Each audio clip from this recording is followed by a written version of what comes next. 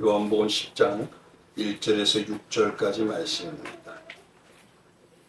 우리 1절씩 교독하겠습니다. 내가 진실로 진실로 너희에게 이르노니 문을 통하여 양의 우리에 들어가지 아니하고 다른 데로 넘어가는 자는 절도며 강도요 문으로 들어가는 이는 양의 목자라. 문지기는 그를 위하여 문을 열고 양은 그의 음성을 듣나니 그가 자기 양의 이름을 각각 불러 인도하여 내느니라. 자기 양을 다 내고 그에 앞서가면 양들이 그의 음성을 아는 고로 따라오되 타인의 음성을 알지 못하는 고로 타인을 따르지 아니하고 도리어 도망하느니라. 다 같이 예수께서 이 비유로 그들에게 말씀하셨으나 그들은 그가 하신 말씀이 무엇인지 알지 못하니라. 아멘. 오늘도 이 말씀이 축복의 말씀이 되시기 주님의 이름으로 축원드리겠습니다. 아이고 어저께 너무 눈이 많이 와서요. 여기를 막 치고 그랬더니만 좀 또 감기 기운이 약간 또 들게 되는 게 있네요. 또. 우리 성도님들 건강 조심하시고요. 높은 곳에 사시는 분은 내려오기가 참 힘드셨을 텐데 어떻게 또 잘 내려오셨습니다. 은혜 많이 받은 시간 되시기 바랍니다. 그러니까 힘들게 오셨으니까 은혜 많이 받는 시간 되시기 바랍니다. 오늘 말씀의 제목은 이렇습니다. 선한 목자와 양. 선한 목자와 양. 우린 지난 시간까지요. 정말 다양한 신학적 은혜를 주셨던 눈뜬 맹인의 말씀을 9장의 말씀을 마치고 이제 결론적으로 6장부터 이어졌던 내용의 결론적인 이 10장의 마지막 부분에 도달해 있습니다. 이 10장까지 하나님께서는 예수님께서는요 6장부터 쭉 이어서 그 한 군데 절기를 가지고 계속 얘기하시다가 이제 이 말씀 이후에 갈릴리로 넘어가십니다. 그래서 오늘은요 요한복음만이 보이는 예수님의 신성을 강조하는 두 가지 요한 신학 중에 한 가지인 내가 곧 하나님이다 라고 하는 그 에고의 중에서 세 번째 그리고 네 번째가 되는 내가 곧 양의 문이요 그라고 말씀하신 그 부분에 대한 말씀입니다. 일반적으로 요한복음에는요 7가지 에고의 의미가 있습니다. 요한복음을 잘 찾아보면요 우리가 아는 건 7가지의 에고의 의미지만 그 외에도요 원어적으로 보면 더 많습니다. 그러나 대표적으로 우리가 7가지만 알아도 예수님이 정말 창조주여 정린자이신 하나님이구나 라는 걸 깨달을 수가 있다는 것입니다. 오늘 이 본문이 바로 그렇게 예수님을 신적으로 만날 수 있는 귀한 말씀이라는 뜻이 되기도 합니다. 요한복음은요 독수리 복음이라고 해서요 예수님을 전능하신 성자 하나님으로 만나는 신앙의 방향을 말씀하는 복음서입니다. 그래서 우리도 이 요한이 이해한 7개의 표적과 7개의 이 에고에미의 신앙을 깊이 깨닫고 그 방향으로 나가면 예수의 복음을 이해하면 믿을수록 온전한 신적 신앙의 모습이 나오고 전능하신 이 하나님을 믿는 삼위 하나님을 믿는 신앙으로 나아갈 수가 있다는 뜻이 되기도 하는 것입니다. 그래서 오늘 말씀이 중요한 이유는요. 오늘 본문 10장에는 이 에고의 의미가 두 개가 나타나는데 첫 번째가 나는 양의 문이다. 그리고 두 번째가 나는 선한 목자다라는 이 에고의 의미가 두 개가 들어가 있어요. 중요한 신앙 사상이 두 개나 들어가 있다는 것은요. 그만큼 성도요 그리스도인이 꼭 기억하고 체득해야 될 신앙의 방향이 이 안에 다 들어가 있다는 것입니다. 그래서 이 나는 양의 문이요 나는 선한 목자라는 이 말을 가만히 보면요 이겁니다. 예수님만이 목자로 사단의 장난에서 지켜줄 수 있는 유일한 분이시고 또 다윗처럼 신앙의 완성과 장성한 능력과 성도가 되도록 인도하시는 유일한 길이요 또 우리를 역사하시는 분이 예수 외에는 없다라는 것을 딱 결론적으로 내리시는 말씀입니다. 그동안요 에고에미에 대해서는 말씀을 많이 드렸어요. 왜냐하면 요한복음을 처음 강의할 때부터 계속 표적과 에고에 대해서 말씀을 드렸거든요. 그렇기 때문에 오늘은요 그 말씀보다는 이 말씀에 나타난 몇 가지의 뜻에 대한 말씀을 중심으로 말씀드리고자 합니다. 그래서 먼저 세 번째 에고의 의미가 뭐냐면 나는 양의 문이다 라고 하니까 이 문에 관련 데에 대해서 이제 말씀을 한번 드리기를 원합니다. 문은요 출입구입니다. 근데 또 뭐냐면요 어떤 기준이 되는 단계를 이룬 자에게 부여되는 자격이 되는 것하고 또 똑같다고 할 수가 있습니다. 그 자격이 돼야 통과할 수 있다 해서 문이라고도 합니다. 문은요, 아무나 들어갈 수가 없습니다. 제한된 사람과 출입이 허가된 존재들만이 들어갈 수가 있는 것입니다. 근데 오늘 본문에서는요, 예수님은 자기를 양의 문이라고 하십니다. 이 말은 뭐냐면요, 예수님을 통과하는 자격이 있는 자들은 오직 양 외에는 들어갈 수가 없다는 것입니다. 우리는 때때로 양이 되기를 원합니다. 근데 때때로 힘이 있고 능력이 되는 이리가 되기도 원합니다. 그렇게 양과 이리가 되는 자들은 들어갈 수가 없다는 거예요. 예수님은요, 우리에게 어떤 상황이나 현실에도 너희는 양으로 살아라 라고 하시지, 우리를 보고 이리와 염소로 살으라고 하지는 않습니다. 그러니 오늘 이 말씀이 양이 아닌 염소나 이리들에게 다른 존재는요, 절대 들어갈 수가 없다라는 것을 우리의 신앙으로 말씀해 주시는 내용입니다. 모든 양도 아닙니다. 어떤 양이면 예수님의 양들 뿐입니다. 오늘 본문의 예수님의 양들은요, 주와 그리스도이신 그분이 부르는 음성을 듣고 반응해서 따른다고 합니다. 그래서 예수님의 음성을 아는 자는 그 문으로 들어갈 것이나, 들어도 예수님이 양이 아닌 자들은 결코 알아듣지도 못하고 들어가지도 못한다는 것입니다. 그래서 6절에 이 말씀을 거기다 탁 집어넣으신 거예요. 예수께서 이 비유로 그들에게 말씀하셨으나 그들은 그가 하신 말씀이 무엇인지 알지 못하느니라. 그래서 예수님의 음성을 아는 자는 그 예수님의 온전히 말씀을 통해서 들어감으로 인하여 그 안에서 기쁨과 은혜와 능력의 꼴도 먹을 수 있도록 예수님이 인도해 주신다는 것입니다. 오늘 이 말씀을요, 예수님이 하실 때 어떤 말씀이냐면 9장의 말씀하고 이건 많이 연관되어 있습니다. 근데 9장에는요, 눈을 뜬 맹인을 출교하기 위해서 위협하고 있는 그들이 모여있는 그곳에서 예수님이 이 말씀을 선포하고 있더라는 것입니다. 그러니 오늘 이 말씀을 통해서요, 과연 우리에게 무엇을 말씀하시는지 정말 주밀하게 봐야, 하나하나 봐야 알 수가 있더라는 것입니다. 그래서 예수님께서는 조금 자세히요, 이 문의 의미가 무엇인지요, 9절에 딱 가면은요, 이렇게 말씀하셔요.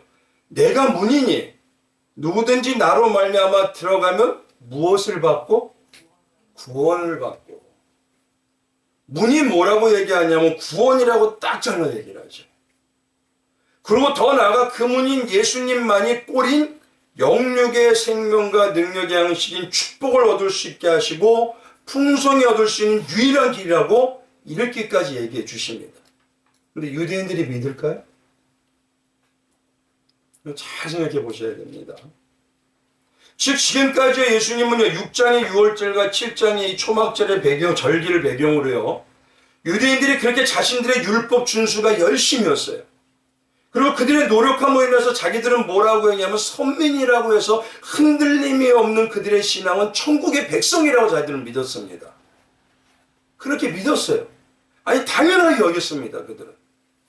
근데 오늘 말씀은 아예 대놓고요, 구원은 그런 것으로 이루어지는 것이 아니다라고 하나님은 예수님 말씀해 주시는 것입니다. 그리고 오직 예수님을 믿는 믿음으로만이 이루어지는 것이다.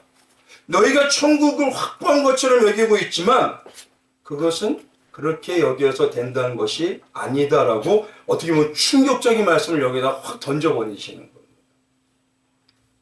바로 이 유대인들에게 말한다는 건 지금 누구한테 얘기한다는 거죠? 우리한테 얘기하고 계십니다.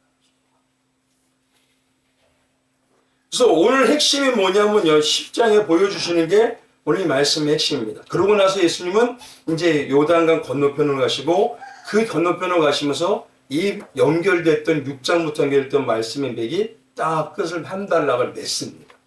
여기까지가 바로 오늘 10장의 본문입니다. 보통 우리가 느낄 때요, 이 말씀에 대해서 많이들 말씀을 들으셨어요. 선한 목자와 양의 문, 등등 말씀을 많이 들어서 쉬운 걸로 하지만요, 이 말씀은 쉬운 말씀이 아닙니다. 그래서 오늘 말씀을 올바로 이해하기 위해서는요, 몇 가지 우리가 질문해야 되는 전제를 가지고 계셔야 돼요. 어떤 거냐면 첫 번째가 본문의 말씀에 하신 양의 우리가 좀 뭐냐면 양이 어떤 자들을 양이라고 하느냐. 그런 양과 비교해서 뭐냐면 우리가 주로 말하는 게 어떤 동물이 있죠? 염소가 있죠. 그럼 양과 염소에 비교해서 무엇이 과연 틀리느냐? 그리고 양의 우리라는 것이 성경적으로 무엇이고 영적으로 양의 우리라는 게 무엇이냐? 이 의미를 먼저 알아야 되고요. 두 번째는 참 목자는 예수님이라고 말씀하십니다. 그러면 참 목자인 예수님과 대비되는 다른 데로 넘어가는 오늘 본문의 강도와 절도는 누구냐 이거에 가요.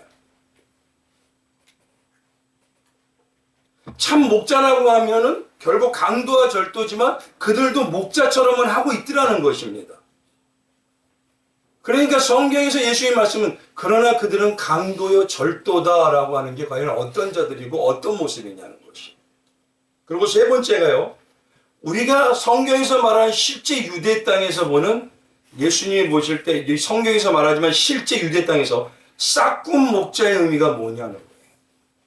근데 이 의미에 대해서요. 한국 교회가 너무 많이 오해를 해요. 싹군은 무조건 나쁘다 이래요. 아닙니다 그게. 유대 땅에서 말하는 싹군은요. 정말 중요한 의미가 가지고 있습니다.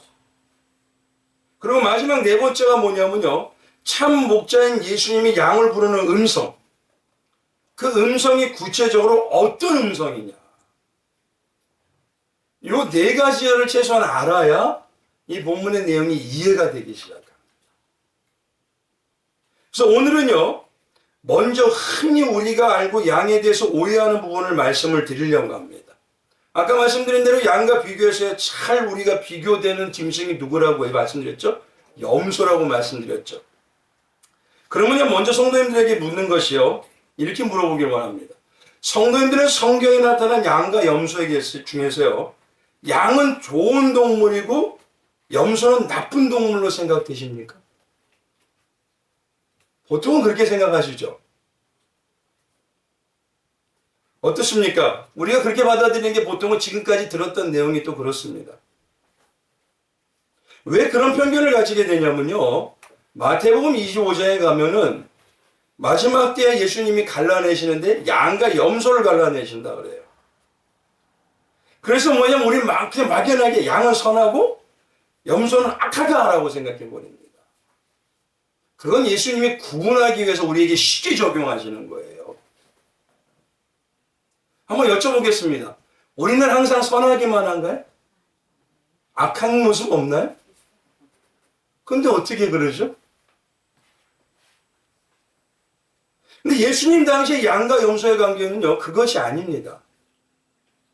그래서 먼저 한국교회가 가장 잘한다고 하면서 오해하는 이 예수님 당시 유대인들의 실제 양과 염소의 관계와 특성에 대해서 먼저 말씀을 드려야 돼요. 성경에서요, 성도를 양으로 비유해서인지 성도님들에게요, 자신이 양이라고 생각합니까? 염소라고 생각합니까? 그럼 대부분이 누구라 그럴까요? 네? 양이라 그러죠. 근데 또 재미있는 게 뭐냐면요, 자기가 생각하는 어떤 특정적인 성도님이나 사람이 있어요. 그 사람을 생각하면서 그 사람을 양이라고 생각합니까? 염소라고 생각합니까? 그러면 뭐라고 얘기할까요? 대부분이 다 염소라고 얘기해요. 맞습니다. 근데 이 모습이 뭐냐면요. 지금 한국교회의 현 신앙의 주소인 모습이기도 합니다. 결국 이 말은 일방적으로 한번 생각해 보십시오.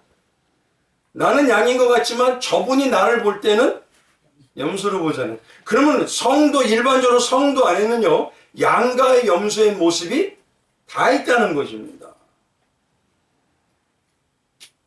그렇게 먼저 받아들이셔야 돼요. 그래서 하나님은 뭐냐면요, 우리 성도라고 하더라도 우리 안에 놀라운 건요, 선한 모습인 양의 모습도 사용해 주시지만 또 파렴치한 모습인 염소의 모습도 때로는 사용하셔요. 그래서 놀랍도록 하나님의 백성들로 이끌고 올라가시고, 이게 놀라운 은혜입니다. 그러니까. 성경에서 대표적인 참 양이라고 할 수 있는 바울은요, 한번 보십시오. 영적으로 보면은 나는 양입니다 라고 바울이 그랬을까요? 뭐라고 했죠? 하나님, 나는 만삭되지 못한 자예요. 그렇죠? 또 죄인 중에 계수입니다. 그럼 오히려 양과 염소를 두고 말한다면은 참 양인 성도는 주님, 오히려 내가 양이 아니고 염소인가 봅니다. 이 고백이 나와야 되는 게 진짜 양 아닌가요? 근데 말씀하신 대로 양일까요? 염소일까요? 그러면 양이요 그러잖아요. 그럼 반대의 모습인데요, 이거? 오히려요, 진짜 양인 성도는요, 지금 자신이 죄인요, 염소 같다고 해서 하나님 앞에 죄인과 같이, 염소와 같이 날마다 죄인으로 서는 모습으로 쓰게 됩니다. 오히려 그런 분이 성령 받은, 택함 받은 양입니다. 그리고 오늘 시간에 양과 염소의 관계를 한번 보시고, 실제로 나의 모습이 어떤지, 그리고 하나님의 얼마나 은혜가 놀라운지를 깨달으셔야 돼요. 주님은 유대인들에게 말씀하실 때 보면요, 내용이 어려워도요, 그들이 알아듣기 쉽게 실제 삶에서 여러 가지 예를 들어서 말씀하십니다. 근데 그 한 가지가 양과 염소이고 목자예요. 이스라엘 백성을 한번 생각해 보십시오. 이스라엘은요, 일명 광야 민족입니다. 주 생활 무대가 뭐냐면 광야이고, 광야이기 때문에 목축이 그들의 주 생계 수단입니다. 근데 그들이 광야에서 양을 목축할 때요, 반드시 있어야 하는 것이 하나 더 있습니다. 없으면 안 돼요. 그게 염소입니다. 목축을 할 때 염소가 없으면요, 양을 도저히 할 수 없어요. 이게 불가능합니다. 염소 없이 양을 만들려고 목축을 한다는 건요, 이건 생각을 못 합니다. 그들에게 물어보면요, 이상한 말을 한다고 생각해요. 대략 양 3마리에서 4마리가 아니라 염소 1마리를 섞어서 키웁니다. 이걸 영적으로 말하면요, 이겁니다. 이스라엘은 하나님의 나라인 교회. 교회의 목자이신 예수님은요, 양을 올바로 이끌기 위해서 반드시 그 염소를 그 안에 두십니다. 왜 두시느냐? 양을 성장시키고 움직이게 하기 위해서 두십니다. 양은요, 게을러요. 양은요, 먹을 것만 있으면 안주하려고 그래요. 더 이상 성장하고 나가려고 하지 않습니다. 오히려. 마태복음 13장에 가보면 알곡과 가라지로 말하면, 가라지는요, 알곡을 영적 바르게 장성함으로 키우기 위해서 하나님께서 반드시 있게 하도록 한 존재입니다. 그래서 마태복음 13장에 가보면 24절에요, 예수께서 그들 앞에 또 비유를 들어 이르되 천국은 좋은 씨를 제밭에 뿌린 사람과 같으니 사람들이 잘 때 그 원수가 와서 곡식 가운데 가라지를 덧버리고 갔더니, 28절에 가면 이렇습니다. 주인이 이르되 원수가 이렇게 하였구나. 종들이 말하되 그러면 우리가 가서 이것을 뽑기를 원하시나이까? 주인이 이르되 가만두라. 가라지를 뽑다가 곡식까지 뽑을까 염려하노라. 하나님의 밭에 원수인 사단이 가라지를 뿌리고 갔는데도 하나님은 별로 화가 나지 않아 보이십니다. 그 말은 결국 뭐냐면 하나님은 이미 사단이 그렇게 하실 것도 아시고 그렇게 하시는 것을 당연하게 여기셔서 두셨다는 것입니다. 그거. 마찬가지로 양과 염소의 관계에서요, 양을 장성하게 하는 데는 염소가 반드시 필요합니다. 염소가 없으면 양은 장성해질 수가 없어요. 그럼 왜 염소가 필요할까? 이제부터 중요합니다. 이 말씀을 드리면요, 대부분 교회에서 염소가 필요한 이유가 양이 뭉쳐 다니기 때문에, 염소들이 가서 뿔로 들이받아서 양을 흩어지게 한다고 합니다. 그럼 거기다 한 가지 더 질문하면요, 왜 뭉치려고 그러죠, 양이? 털도 많아 죽겠는데 왜 그러죠? 그럼 대답을 못 하셔요. 이 말은요, 뭐냐면 틀린 말은 아닙니다. 그러나 꼭 맞는 말도 아니에요. 양의 특성을 아까 말씀드린 먹을 것만 있으면요, 힘들려고 하지 않아요. 절대. 그 자리에서 그냥 편안하게만 있기를 원해요. 기독교 신앙은요, 정말 완벽한 하나님의 작품입니다. 하나님의 은혜만이 모든 걸 일어났다는 게 정말 확실하게 우리에게 알게 하시는 은혜입니다. 근데 한 가지 맹점이 있어요. 뭐가 있냐면요, 성경에서 말하는 양의 신앙을 보면요, 이거죠. 범사에 감사하라. 범사에 감사하는데 뭘 더 이상 필요가 있나요? 또 자족하는 신앙이 되어라. 기독교 신앙을 가만히 보면 다 모든 것을 하나님이 다 이루어 주시는 신본주의다. 그래서 진짜 복음을 전하며 드는 생각이 성도들이 뭐라 그러냐면 그럽니다. 아니, 목자이가 하나님이 다 해주신다는데 나는 그냥 하는 대로 따라가고 받아먹기만 하면 되지 않나요? 그러니까 성장하지 않고요, 뭘 해보려고 하지 않고 안주하려고 그래요. 이대로가 좋사오. 그때요, 자기 의리가 강하고 중심인, 또 자기 열심을 드러내면서 자랑하고 싶은 누구죠? 염소와 같은 존재가 하나님을 만들어내시고 그런 염소와 같은 존재가 되는 상황을 통해서 양을 움직이게 하셔요. 그러지 않으면 양은 안 움직여요. 양의 입장에서 가만히 좀 보세요. 염소는요, 어떤 존재죠? 감사한 존재 아닌가요? 하나님 앞에서 나중에 착하고 충성된 종아, 내가 행한 대로 갚아주리라 그러실 텐데. 그래도 염생이 때문에 내가 움직였네. 그럼 감사한 존재 아닙니까? 이런 영적 입장을 이제 예수님 당시 목자와 양과 염소의 관계를 한번 보셔야 돼요. 우리가 일반적으로 영적으로 이런 내용이라면, 그러면 왜 이 목자들은요, 양을 키우는데 염소를 두느냐? 그 두는 이유가 크게 두 가지입니다. 첫 번째는요, 이 목초지를 보호하기 위해서예요. 목초지를 보호하기 위해서. 양과 염소는요, 풀을 먹는 습성이 틀립니다. 염소는요, 다 자란 잎사귀만, 윗잎사귀만 살살 뜯어 먹습니다. 근데 양은요, 없어요. 관계가 없어요. 어린 잎사귀부터 뿌리 근처까지 다 뜯어 먹어버려요. 그냥 내 배부를 때까지만 먹는 거예요, 무조건. 내 배만 채우면 돼요.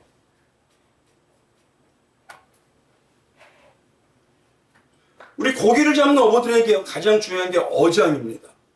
그래서 절대 그들은요, 어장을 보호하기 때문에 혹시라도 아래배던가 이런 게 있는 고기들은요, 다 놔줘요. 왜요? 그래야지 다음에 또 잡을 수가 있으니까. 근데 염소는요, 안 그래요.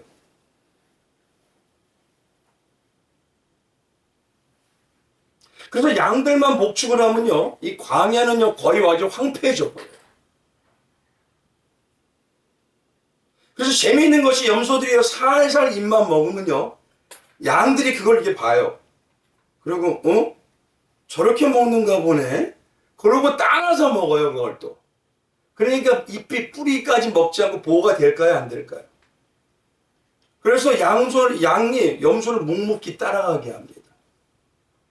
양들은 또 특성이 잘 따라가요. 이걸 신앙으로 보면요, 성도는요, 삶의 방향이 무엇인지 잘 알아요.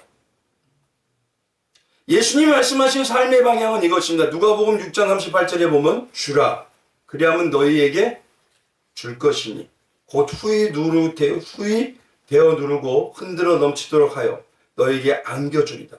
너희가 헤아리는 그 헤아림으로 너희도 헤아림을 받고 또 헤아림을 도로 받을 것이니라. 제가 목소리가 조금 자꾸 정신이 왔다 갔다 해요, 지금. 이 감기 기운이 있어가지고요. 성도는 예수님의 신부이고요, 예수님을 닮아가는 자들입니다. 그렇기 때문에 주는 것이 더욱 하나님께서 채워주시고 최소한 함께 나눠주며 함께 더불어 기뻐해야 된다는 걸 알고 있습니다. 근데 이런 사실을 알면서도요, 지금 교회들의 특징이 뭐냐면요, 우리만, 나만이에요. 우리 교회만 잘 되면 돼요.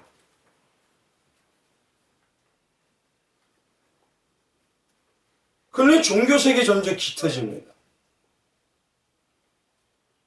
그래 다 자기들만 받으려고 합니다.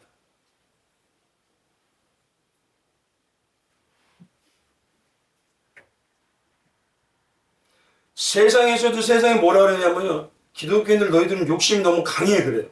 왜냐? 세상 복도 다 받으려고 그래. 신앙의 복도 다 받으려고 그래. 인정도 다 받으려고 그래. 천국도 다 받으려고 그래.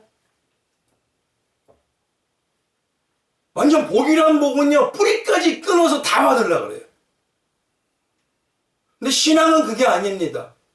나에게 주신 하나님의 지경에 맞게 받고 후대에 전달하고 지역을 넓혀가는 거예요. 아, 모르던가요, 이건? 다 압니다. 그런데도 여전히 뭐냐면, 우리만.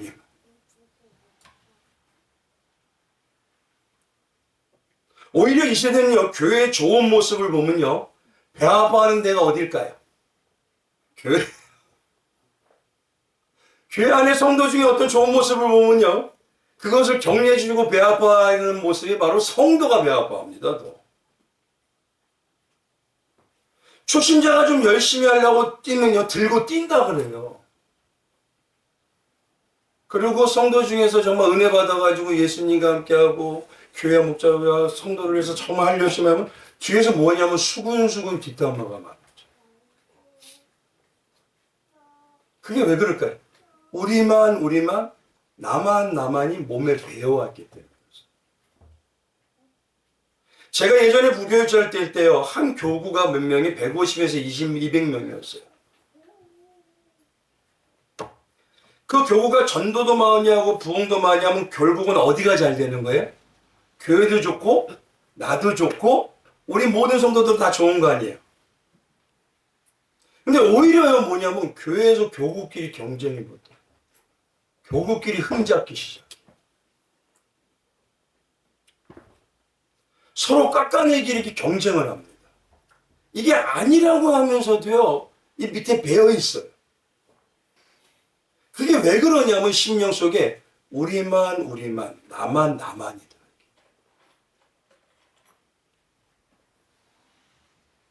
이런 모습일 때요, 하나님께서는요, 염소와 같이 자기 의를 내세우는 모습이라도 그런 사람을 사용해서 뭐냐면 헌신하는 모습을 보여줘요.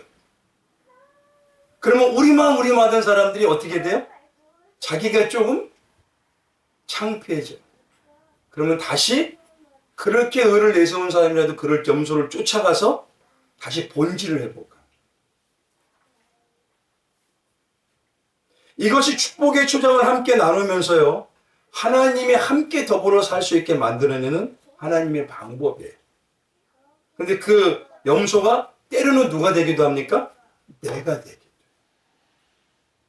어떤 때는 내 의를 위해서 그래 나 한번 자랑해보자고 나가요. 그러면 요 사람들 혼자 잘났네 하면서도 하다가 보면 쫓아가요.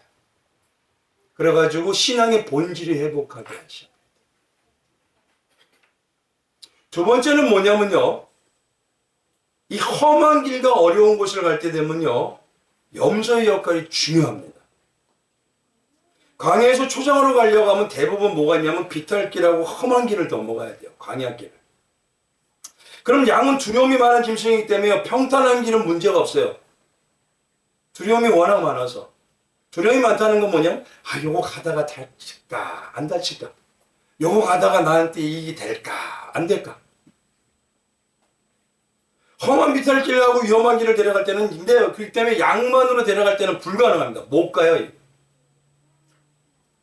그때 염소가 두려움이 없이 험한 비탈길을 막 달려가요. 용감하게.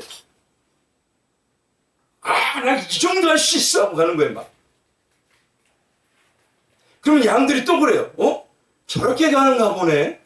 그리고 쫓아가는 겁니다. 그래가지고 그 험한 비탈길을 무사히 내려가서 목초지로 데려갈 수 있어요. 이걸 신앙으로 보면요,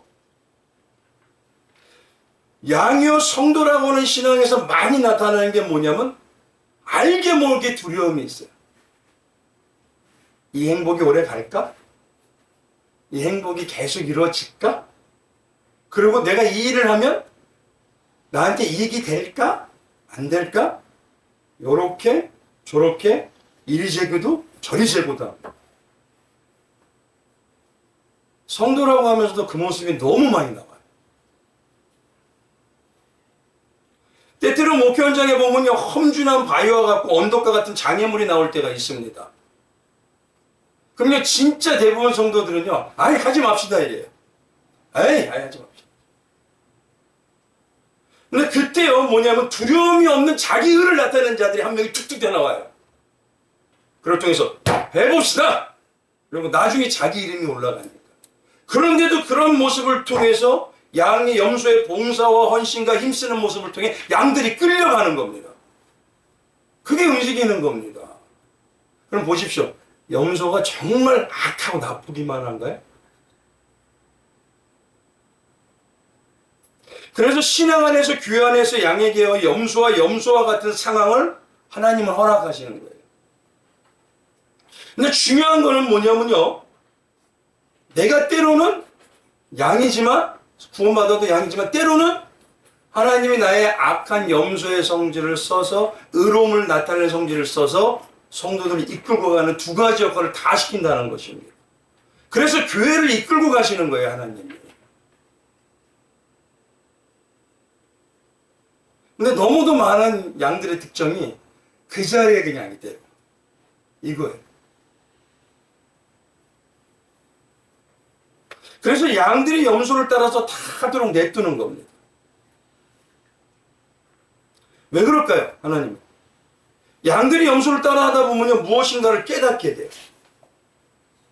이것을 다시 말하면요, 하나님은요, 아직 어린 성도를 장성한 자로 만들기 위해서 태생이 다른 염소를 양을 훈련용으로 쓰시는 겁니다. 양이 때로는 염소가 되기도 합니다. 한번 예를 한번 들어볼게요. 사무엘하 24장 4장에 가보면요, 다윗이요 갑자기 인구조사를 해요. 하나님이 인구조사하는 거 원하지 않았습니다. 요압 장관이 왜 다윗 뽑고 인구조사를 하냐고요? 그거 하지 말라고 그렇게 강요해요. 그런데 다윗이 내 백성이 내 마음대로 할 거야. 그리고 인구조사 시켜버려요. 근데 놀라운 건 뭐냐면요, 이 인구조사 때문에 하나님이 진노하셔요. 세 가지를 딱 합니다. 너 7년 기근당할래. 첫 번째. 두 번째, 대적들에게 3일을 쫓겨다닐래. 세 번째, 석 달을 쫓겨다닐래. 세 번째는 온영을 3일을 할래. 그래서 다윗이 보기 좋은 말로 하나님 손에 맡깁니다. 그래서 온영은 3일 동안을 전날에 퍼져버립니다. 그래서 몇 명이 죽었을까요? 7만 명이 죽었습니다. 때때로 양인 하나님의 백성도요, 다시 이스라엘 백성을 깨우는 거예요. 너희의 신앙이 이렇게 가면 안 돼. 그래서 우리를 염소로도 사용하지. 그러니 누가 염소라고 해서 나는 양인데 누구를 생각하면 그는 염소다? 그렇게 보시면 안 된다는 소리입니다. 이걸 이제 조금 더 광범위하게 보면요, 하나님은요, 성도를 장성한 자가 되게 하기 위해서 교회의 염소이고 가라지와 같은 상황, 이 자들과 상황을 그대로 두셔요. 왜냐하면 때때로 내가 그 모습을 따라가면서 나에게 염소의 모습도 있고 가라지의 모습도 있다는 것을 내가 깨닫게 하시는 겁니다. 그래서 하나님의 은혜가 아니면 나는 언제든지 염소와 같이 가라지와 같이 예수님의 그 마음을 찢을 수 있는 자라는 것을 깨달을 수 있도록 죄인이라는 의식을 잊지 않게 다시 회복시키시는 거예요. 우리가 신앙생활 하다 보면요, 점점 죄의식보다는 의인의식이 점점 커지기 시작해요. 남보다는 경건해 보이거든요. 세상의 뉴스 봐보십시오. 그렇게 추하고 그렇게 음란하고 그렇게 대단하잖아요. 근데 그래도 우린 좀 낫잖아, 이런 생각이 넘쳐요. 그럴 때 아니야, 너희를 내가 은혜로 덮어주지 않으면 너희도 저들과 똑같아, 이걸 알려주시는 거예요. 그래서 다시 회복하라. 이 과정을 통해서 바울이 고백한 것처럼요, 점점 내가 그렇게 의롭고 괜찮은 신앙으로 여겼던 나의 신앙이 은혜가 아니면 아무것도 아니구나라는 걸 깨닫게 돼요. 그리고 오직 목자만 붙들고 영적 장성한 자로 만들어 가시도록 자원하는 심령이 나오도록 이끌어 내시는 것입니다. 그게 하나님의 방법이에요.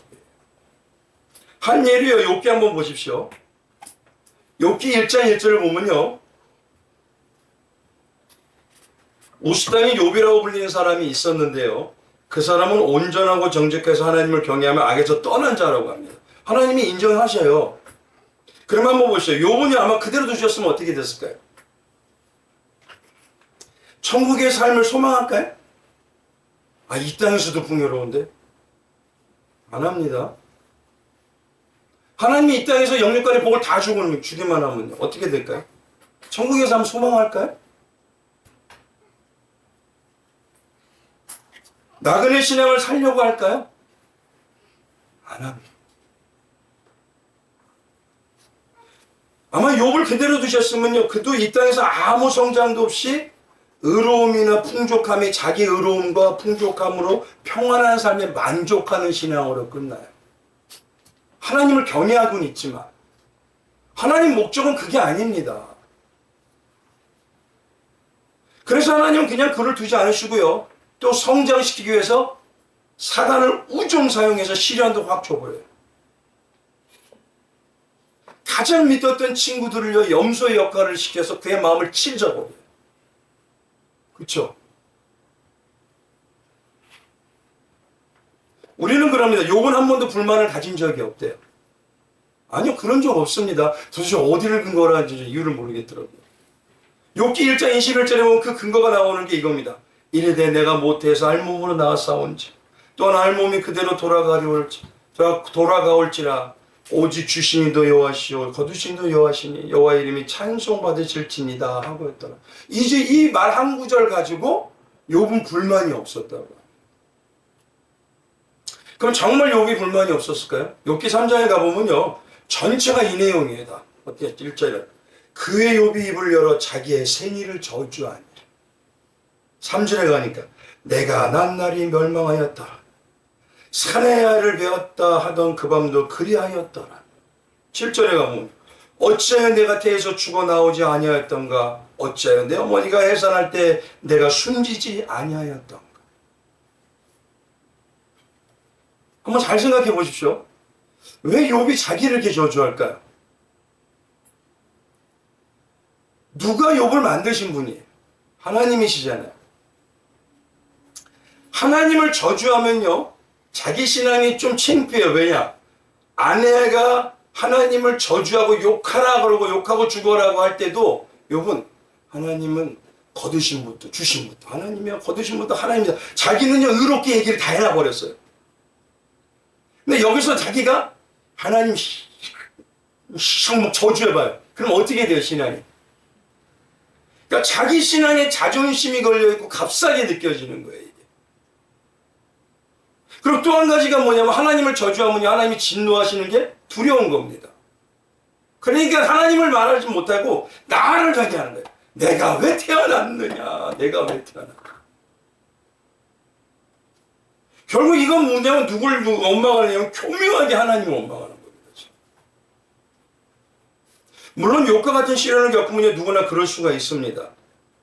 그리고 사람들 대부분요 자기의 시련이 있는 그 삶이 욥과 같은 시련이래요. 다들 다 나 자신의 신앙을 양이라고 하고 나는 하나님 앞에 순종만 했다고 하고 나는 잘 따라만 갔는데 왜 이런 시련 주시고 나를 포장하지는 말자는 겁니다. 솔직히 우리 안에도 양과 염소는 다 있어요. 근데 우리는 항상 양이고 다른 사람이나 상황은 염소. 그건 포장하는 겁니다. 내 신앙. 그러니 우리가 죄인이라는 걸 잊으면 안 된다는 거예요. 그래서 하나님께서 때때로 우리의 본질을 잊지 않게 염과 이 염소와 같은 자들을 옆에다 항상 두시는 겁니다. 그리고 염소와 같은 상황을 두셔서 때로는 나를 잘해두던 이웃이 내 마음을 막 찍어요. 때로는 신앙 안에서 신실하다고 해서 내가 닮고 싶은 그분이 염소처럼 나를 매도하고 치는 역할을 주시는 거예요. 이게 하나님이 성도를 성장시키는 방법. 그래서 마지막에 보면 욥은요 하나님을 원하시는 게 뭐냐? 욥이 귀로만 듣던 하나님이 영적으로 눈을 뜨게 하시고 나니까 욥이 그러죠. 어떤 삶의 풍요로움도 어떤 삶의 많은 부자의 모습도 하나님을 소망하고 나그네 삶을 사는 신앙을 더 이상 흔드나요? 못 흔드나요? 흔들지 못하게 됩니다. 그렇게 만드는 게 목적이십니다. 욥기 42장 5절에요. 내가 죽게 되어 귀로 듣기만 하였사오나 이제는 눈으로 주를 배움나이다. 그럼 중요한 게요. 하나님은 욥과 같은 양이지만 염소의 기질을 띠는 우리의 신앙이 어떤 신앙을 염소와 염소의 상황을 통해서라도 도대체 원하시는 신앙이 무엇이길래 어떤 신앙으로 바꾸기를 원하시냐 이거예요. 어떻게 원하시는 신앙이 있을 거 아니에요 우리가. 그걸 오늘 본문을 통해서 오늘 말씀은 두 가지만 딱 말씀드리고 말씀을 이제 마칠 겁니다. 첫째, 욥기를 보면 이렇습니다. 하나님께서 사단에게 너는 내 종 욥이 얼마나 나를 경외하고 온전하고 정직한지 보았느냐? 라고 했더니 사단이 뭐라 그러냐면 이래요. 욥기 1장 9절에 사단이요. 여호와께 대답하여 이르되 욥이 어찌 까닭 없이 하나님을 경외하리까? 까닭 없이라는 건 뭐냐면 다르게 번역하면 아무 이유 없이 왜 하나님을 경외합니까? 그러니까 이 사단도 욥의 마음을 이미 조금은 안다는 소리입니다. 결국 욥은 양이고 성도이지만요. 아직은 뭐냐면 신앙이 무엇 때문에 무엇을 해주시기 때문에 믿습니다 하는 대가 신앙이에요. 하나님은 이런 대가 신앙을 깨달았어요. 회개하고 해서 주신 자도 진짜 하나님이시고 없애는 이도 진짜 하나님이라는 아무 것이 없어도 어떤 삶을 주셔도 전적으로 하나님만 의지하고 신뢰하고 그 하나님만을 위해서 자족하는 믿음으로 항상 열심히 살기 원합니다. 이렇게 만드시기 원합니다. 그럼 한번 여쭤보겠습니다. 지금 내 신앙이 대가 신앙이나 무슨 뭘 하나님 현금만 신앙하면 하나님 나 복 일 같은 신앙이 많으세요? 대가 신앙이 많으세요? 아니면 아무것도 없어도 주님만을 찬양합니다는 신앙이 많으세요? 한국교회의 특징이 뭐냐면 신앙이요. 일 같은 신앙이에요. 일을 많이 하면 뭐 받죠? 대가 받고 축복 받잖아요. 그것처럼 하나님 일을 많이 하면 복을 받아야 된다고 자녀 복을 받고 다 받아야 돼요. 지금 이 자체가 살아있는 게 우리 복입니다. 내 눈에 보이지 않지만 우리가 천국 갈 수 있는 게 어마어마한 복입니다. 나중에 때가 되면요. 이거는요, 지옥 가는 사람들 옆에서 본다 그래요, 성경에 보면. 부자와 나사로 보셨죠? 나사로가 어때죠? 아브라함 곁에 가더니 이렇게 보잖아요. 그러더니 부자가 뭐죠? 아브라함, 나 아버지 아브라함이요. 나사로를 통해서 물 한 방울 찍어주세요. 서로 보고 있다는 겁니다, 지금. 그거 한번 생각해 보십시오. 어마어마한 겁니다. 근데 내가 받은 복은 생각하지 않고 여전히 부족하게 달라고만 해.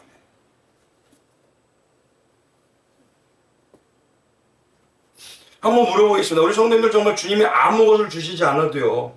주님을 사랑해서 신앙생활 하십니까? 아니면 대가를 주시면 신앙이 좀 잘하고 아니면 평범하게 조금 하다가 그냥 그대로 있다가 그냥 사는 신앙생활입니다.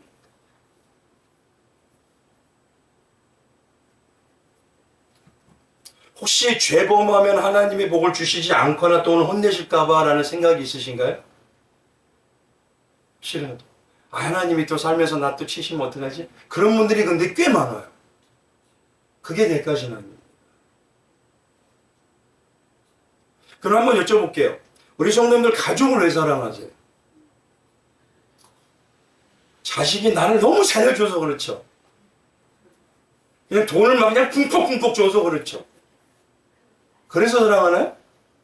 아니죠. 아니 왜 사랑하시죠? 뭘 잘해주신 것도 있나요? 잘해주나요? 오히려 내 가슴을 찔리지 않나요? 근데 왜 사랑하세요? 사랑하기 때문에 사랑하는 거예요. 사랑하기 때문에 감싸주고 사랑하기 때문에 베풀어주는 거예요. 근데 하물며 하나님은 우리의 뭐가 되신다 그래요? 아바 아버지. 하여튼 이 고백은 너무 잘해 한국교회가. 아바 아버지요. 주시면 내가 잘하겠습니다. 근데 그러고요. 이거는 아닙니다.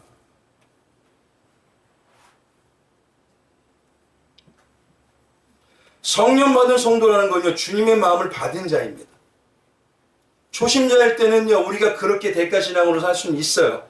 그러나 오랜 시간 예수의 십자가의 사랑을 알고 깨달았다고 하면서도 여전히 거래신앙이라고 좀 문제가 있는 겁니다.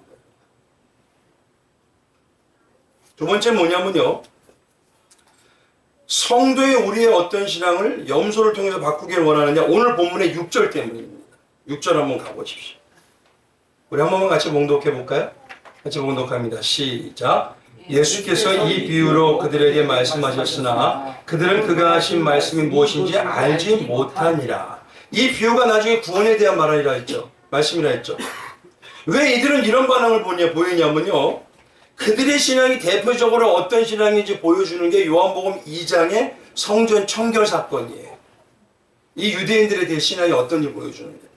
그들은 이미 뭐냐면 어떤 상황에도, 어떤 위치에도, 어떤 폐악한 모습에도 자기들은 절대로 변하지 않는 천국을 받은 자예요. 선민이에요. 그래서 요한복음 2장에 가보면요, 성전에서 뭔 짓을 합니까? 그 시거리에도 자기들은 천국 사람이에요. 그래서 요한복음에서 예수님이 그들의 신앙이 어떤지를 보여주시기 위해서 아예 성전 사건을 먼저 2장에다 갖다 놓는 거예요. 요한복음 2장에다가. 다른 복음서는 다 후반에 들어가 있잖아요. 근데 왜 다들 생각할 때 성전 청결 사건을 왜 한 번만 했다고 생각하시죠? 아닙니다.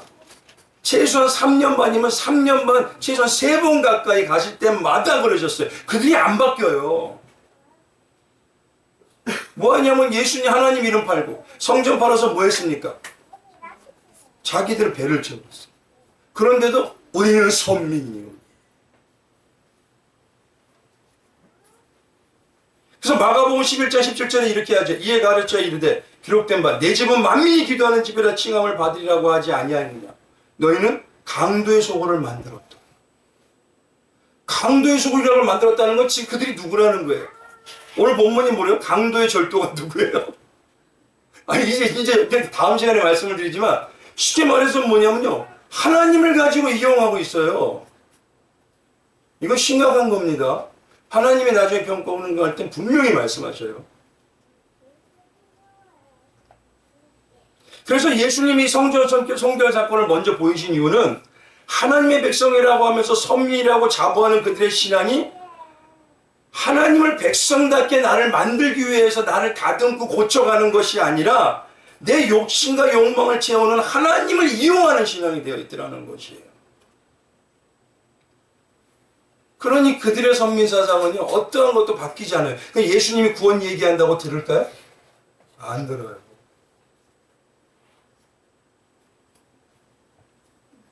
그래서 예수님은요, 이 성전 청결 사건을 통해서 그들의 신앙을 내가 깨부수러 왔느니라 하고 먼저 선포하시면서 시작하는 겁니다.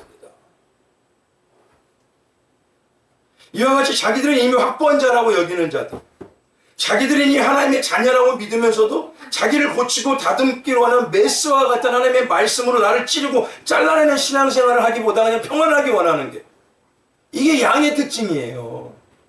그래서 하나님은 염소를 둬서 자꾸 찔리게 하시는 거예요. 마치 우리 안에도 뭐가 있냐면 구원파 같은 기질이 있습니다. 나는 하나님의 자녀인데 다 용서해 주실 거야. 구원파 똑같아요, 그거요. 하나님의 자녀라면요, 다시 그 길로 가지 말아야죠. 근데 그 길에 돌아가고 한 발은 여전히 세상에 있으면서 난 하나님이 언제든지 용서해 주실 거야. 그러니까 구원받아야 되는 사람들이 뭐냐면 너희들과 우리가 뭐가 틀려 그래요. 우리도 떼어놓은 당상같이 여기잖아요. 정말 하나님의 성령 받은 자는요, 은혜로 구원을 다 받은 자로 구원을 한 번 받았으면 완전히 받았지만 안일하게 살 수가 없어요. 그걸 알아야 됩니다. 이제 예를 하나 들면요, 제가 어제요, 얼마 있으면 이제 권사님 피택돼서 교육받고 있대요. 그래서 모초는 뭐냐면 권사님들이 모임 있는 곳에 그 몇 분 되는 권사님들이 권사님 모임에 갔답니다. 근데 거기서 회의를 하는데 어떤 권사님이 이런 얘기를 하더래요. 아유, 우리 새로운 권사님들이 앞으로 일꾼이 되기 위해서 좀 총무나 서기를 시키면 어떨까요? 그래가지고 세우면 좋잖아요. 이제 아직 안 됐지만 앞으로 될 거니까. 그때 거기서 베테랑 되는 권사님이 갑자기 입술이 파래지더래요. 그러더니 뭐라냐? 아무것도 모르는 사람은 어떻게 그렇게 시켜? 이게 어저께 들었던 얘기랍니다. 자기가 자기를 안 돼요. 아직 그럴 역량이 안 되기 때문에 그러지도 하지도 않겠지만 그게 목사님 맞는 건가요? 하고 저한테 물어보더라고요. 아니 뱃속에서부터 자라고 나온 사람이 있나요? 물론 아무것도 모르는 사람을 어떻게 그런 일을 시킨다는 건 좋은 의도에서 그랬을 거예요. 좋은 의도. 왜냐하면 더 일을 주밀하게 하자는 의도. 그러나 신앙 안에서 우리가 잊지 말아야 될 건 뭐냐면요. 처음부터 잘하는 사람 아무도 없습니다.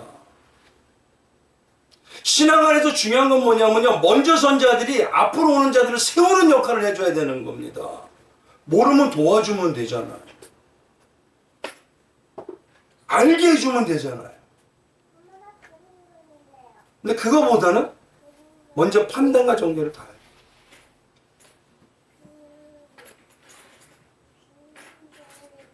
교회는 합력하고 선을 이루는 것이고 세우는 것입니다. 결국 그런 모습은요, 자기가 처음 예수님을 믿을 때 어떤 모습이라는 걸 기억한 거예요, 잊어버린 거예요. 내가 처음 직분을 받을 때 어떤 자를 세웠다는 걸 아는 거예요, 잃어버린 거예요. 잃어버린 거예요. 그래서 예수님은 뭐라고 하냐면요, 다시 첫사랑을 회복하라 그래요. 처음 사랑. 그래서 교회에게 계시록 2장에 가면 이렇게 얘기합니다. 너희 처음 사랑을 버렸느니라. 4절에. 5절에 그러므로 어디서 떨어진 줄 생각하고 회개하고 처음 행위를 가지라. 하나님은요, 쉽게 말하면 이겁니다. 대가신앙을 모든 걸 하나님 의지하는 전적인 의지하는 신앙으로 바꾸고, 언제부턴가 나에게 잃어버렸던 의인의식을 처음 사랑을 다시 회복하게 하는 게 하나님의 목적인 것입니다. 그래서 우리가 구원받은 자로서 온전히 양의 모습으로, 양의 모습을 가지고 있으면서도 안일하게 안주하는 게 아니라 자원하는 심령으로 주님을 따라갈 수 있는 자가 되도록 만들어 가신 그 은혜를 온전히 이루어가기 위하여 염소를 옆에 두기도 하고 내가 염소이기도 하고 염소와 같은 상황을 만들어 주시는 겁니다. 그러니 우리의 모든 상황에는 뭐밖에 없어요? 감사밖에 없는 것입니다. 날마다요, 우리 예수님이 이렇게 만들어 가신 귀한 은혜가 온전히 이루어지길 주님의 이름으로 축원드리겠습니다. 오늘은 이 부분까지만 말씀을 드리고요. 다음에는요, 양의 우리 의미가 뭔지, 또 선한 목자 음성이 뭔지, 또 싹군의 의미가 뭔지, 그리고 강도와 절도가 뭔지에 대해서 하나하나 말씀을 드리겠습니다. 오늘 이 시간에 우리 잠깐 기도하기 원합니다.